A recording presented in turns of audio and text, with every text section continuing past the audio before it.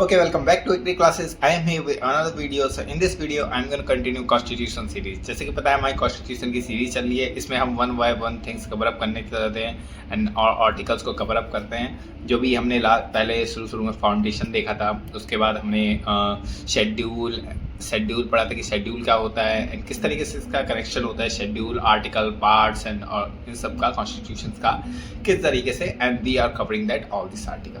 जैसे कि 151 last time में हमने आर्टिकल्स कवर अप किए थे. उसके बाद एंड गो हेड जाएंगे किस तरीके से हम और पार्ट 5 तक कंप्लीट कर लिए, 5, 6 से and all this things we will cover that. So without any further delay let start all articles of constitutions by Rishabh sir. So let's start with that. Okay, first line मैं blank रखता हूँ क्योंकि आपको recall revision बहुत जरूरी है. ये 400 articles आपको ऐसे ही नहीं याद रहेंगे. इसको एक बार पढ़ने के बाद you have to keep revise that all things whatever is necessary and you really need to go out with that all the time whenever you need to recall revise. तो एक एक करके पहले हम part को revise करेंगे जो भी हम पार्ट पढ़ रहे हैं. जैसे कि पार्ट फर्स्ट से फिफ्थ तक हो गया. तो फर्स्ट पार्ट में हमने क्या पढ़ा था? फर्स्ट पार्ट में स्टेट और जो भी यूनियन टेरिटरी का फॉर्मेशन वगैरह वो पढ़ा था 1 से लेके 5 तक. ठीक है, 1 से लेके 4 तक. ओके, 1 से लेके 4 तक. देन उसके बाद सेकंड पार्ट में हमने क्या पढ़ा था? नेशनलिटी मतलब नागरिकता कैसे इंडियन को मिलेगी, कैसे फॉरेन को मिलेगी, स्पेशली फॉर पाकिस्तान, जो पाकिस्तान में रहे हैं एंड जो डिवीज़न के समय आधे रह गए, आधे वो जो वहाँ रहने की इच्छा थी उनको कैसे फॉर्मेशन होता जाएगा. तो इसका 5 से लेके 11 तक पढ़ा था. 5 में नागरिकता के रूल्स, 6 में जो पाकिस्तान से आए हैं एंड 7 में जो फॉरेन से आए हैं, फॉरेन गए हैं एंड पाकिस्तान गए हैं एंड 8 में जो फॉरेन गए हैं. इस तरीके से हमने 11 तक पढ़े थे. फिर उसके बाद पढ़ा था आर्टिकल 3. उसमें थे फंडामेंटल राइट थे. ये हमारे कुछ अधिकार थे जिसको लेके हम कोर्ट में जा सकते हैं, कोर्ट में हवाला दे सकते हैं कि हमारे राइट छीने जा रहे हैं. जैसे बोलने का अधिकार, हर जगह government opportunity and all this thing. तो उसको हमने 12 से 35 तक पढ़ा था. ठीक है, इसके सब पार्ट भी डिवाइड करते हुए. तो वी हैव रीड दैट. उसके बाद पार्ट 4 में क्या पढ़ा था? कुछ हमारी DPSP, direct principle of state policy. तो direct principle of state policy, state की कुछ पॉलिसी है कि स्टेट को कुछ रूल रेगुलेशन, जैसे कि हेल्थ केयर में, एजुकेशन में कुछ रूल रेगुलेशन को फॉलो करना है जो जनता को नेसेसरी दिलाना है. वो चीज़ उसको डायरेक्ट प्रिंसिपल कुछ फॉलो करने पड़ेंगे. वो हमने क्या पार्ट 4 में पढ़ा था. इसका 35 से 51 तक, 51 तक हमने इसको पढ़ा था. 35 से 51 तक. इसके बीच में हमने ऑल दिस DPSP किस तरीके से नागरिकता होती है एंड किस तरीके से फॉरेस्ट का होता है, किस तरीके से हॉस्पिटल रखना है, एजुकेशन 0 से 6 के बच्चों, 0 से 14 तक के बच्चों को education and all this things हमने देखा था. इसके बाद हमारा एक न्यू आर्टिकल इसमें ऐड हुआ था, फिर 4 का ए न्यू आर्टिकल्स ऐड हुआ था. ये क्या है? ये हमारे कॉन्स्टिट्यूशन के अमेंड किया गया था 76 अमेंडमेंट के तहत. तो उसको ऐड किया गया था. ये था फंडामेंटल ड्यूटी. कुछ ड्यूटी होंगी जो हमें फॉलो करनी है. ये ड्यूटी है, जैसे कुछ ड्यूटी है, ओके, वो फॉलो करनी है. नहीं फॉलो करनी है तो ऐसा नहीं कि आपको कोर्ट में घसीटा जाएगा, बट आपको फॉलो करनी चाहिए. तो फंडामेंटल ड्यूटी 51A में ये एडिशनल ऐड करी गई थी 51A में. तो इतना हम पढ़ चुके थे. उसके बाद हम आगे और गए थे. यहाँ लिखता हूँ मैं पार्ट 5 में गए थे हम. State, centre, union, you can say union के बारे में पढ़ा था कि प्रेसिडेंट कैसे चुनते हैं एंड पार्लियामेंट कैसी होती है, क्या होती है. इसका 51 से आर्टिकल 151 तक, सॉरी 52 से 51A तक यहाँ तक होता है. तो इस तरीके से हम आर्टिकल्स को कवर कर चुके हैं.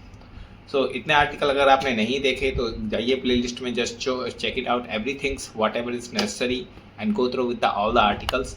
एंड उसके बाद हम आगे हेड करेंगे जो कि हमारा 6th है. 6th पार्ट में क्या है? हमारा स्टेट की बात. वही सीरियल चलता आ रहा है जैसे हमने शेड्यूल में पढ़ा था कि पहले यूनियन फिर स्टेट एंड ऑल. ठीक है, तो स्टार्ट करते हैं. रिकॉल रिवीजन बहुत जरूरी है कि आपने कौन से पार्ट में क्या पढ़ा था, बस इतना भी पूछ देता है और इससे डीप भी जाने की जरूरी है. ठीक है, तो स्टार्ट करते हैं. ओके, तो पार्ट 6 कौन सा द स्टेट के बारे में।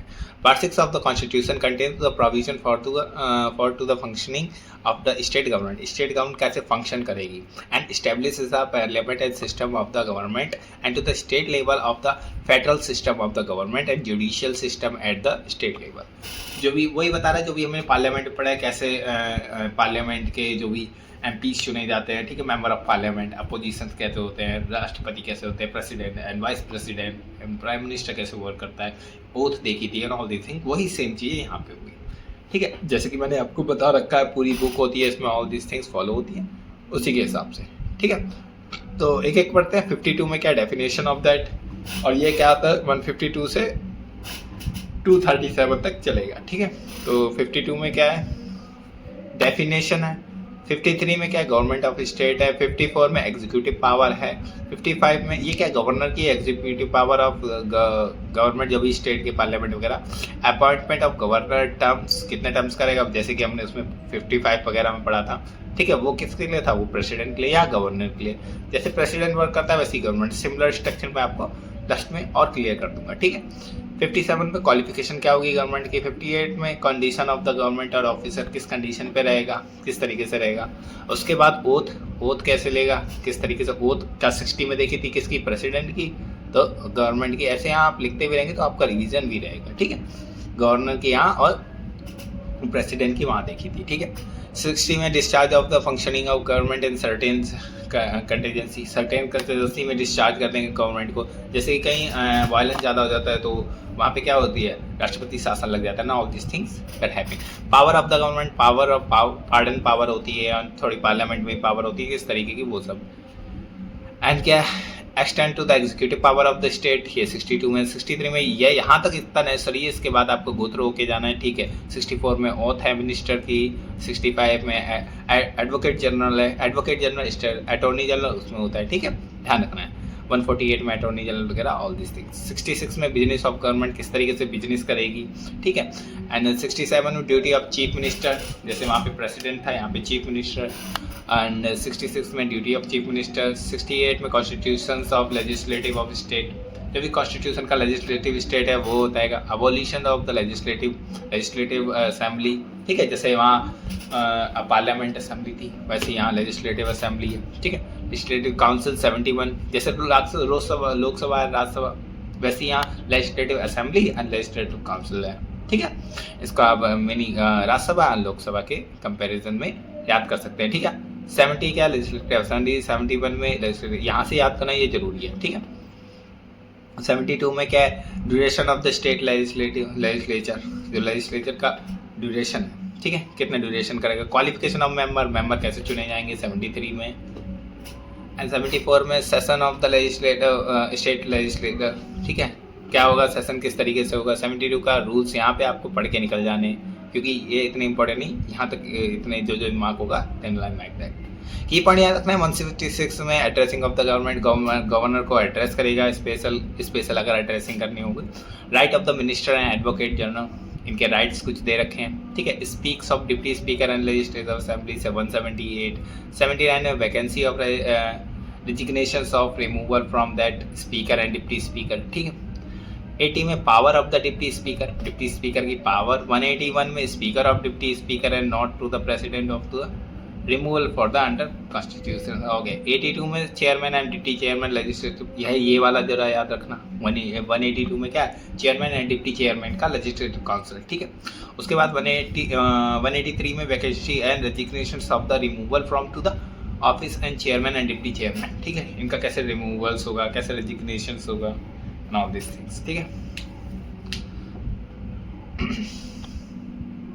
उसके आगे 184 का power of deputy chairman and to the other performance of the deputy of the office of the act to the chairman, ये भी आपको पढ़ के ही निकल जाना है, ज़्यादा इतना इंपॉर्टेंट नहीं है, जो इंपॉर्टेंट होगा मार्क कर दूंगा। Chairman not to the preside to removal of the under consideration, ठीक है, रिमूवल होगा किस तरीके से डिप्टी चेयरमैन का and all this thing. Salary ये याद रखना। 186 में salary allowance speaker and deputy speaker की। 187 secretariat of to the state legislature. Oath 188 में oath of the member oath लेंगे, ठीक है। ऑल द लेजिस्लेटिव मेंबर, ठीक है। 189 वोटिंग हाउस, ये 3 तो बहुत इंपॉर्टेंट है। वोटिंग ऑफ द हाउस, कोयरम बना के रखना है, जैसे 1/10 कोयरम होता है, वो 1/10 कोयरम बना के रखना होता है, चाहे वो स्टेट पार्लियामेंट में चाहे इसमें हो, ठीक है। 90 में वैकेंसी, ये भी याद रखना है। डिस्क्वालिफिकेशन ऑफ मेंबर इतना जरूरी नहीं है। 198 में decision of the question and disqualification of the member, ठीक है, तो इतना याद रखना है।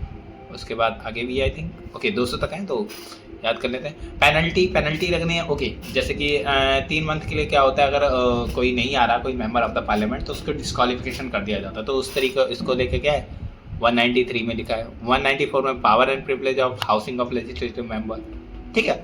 एंड 195 में क्या है मेंबर अलाउंस। 196 में प्रोविजन ऑफ इंटर, ये क्या है पासिंग ऑफ द बिल को कैसे पास किया गया, एक्ट कैसे बनेगा, ये ऑल थिंग्स। 196 में restriction of the power, restrictions of the power किस तरीके से, council of the bill, money bill की कैसे मनी बिल पास होगा ना, all this thing. Special produce of to the respect of the money bill. 198 money bill की definition, ठीक है। एंड 200 में क्या एसेंट्स, जैसे कि वहाँ पे हमने देखा था, ठीक है, उसी तरीके से 99 100 में वैसे ही आया। 199 में क्या है मनी बिल है और उसका एसेंट्स कितने 200 में। तो I hope you get that. 200 तक ही आज we gonna cover that all, और उसके बाद आगे कवर करेंगे। तो अब क्या है, अब आपको क्योंकि 400 आर्टिकल है, आपको 150 तक स्टेट असेंबली रखना है, और बीच में जो मेन पॉइंट होंगे मैं उनको मार्क करते जाऊँगा, वो आपको रखना है। आई होप आगे ओके, ठीक है, इतना ही है। तो आज के लिए 200 ही आर्टिकल्स है, क्योंकि क्या है ना, ये स्टेट असेंबली है, उसके बाद आपका यूपीएससी आएगा 14 में, एंड ऑल दिस थिंग्स किस तरीके से इसको फंक्शनिंग करते हैं, एंड स्टेट विजिलेंस और ऑल दिस थिंग्स। तो आपको करना ये है, जो भी आप आर्टिकल्स पढ़ रहे हैं यहाँ तक तो आपको बिल्कुल सॉलिड याद होनी चाहिए, और जो मार्क्स करे वो तो आपको बिल्कुल बैठे होने चाहिए। You have to go through with the 1 2 3 times, as many time as you can.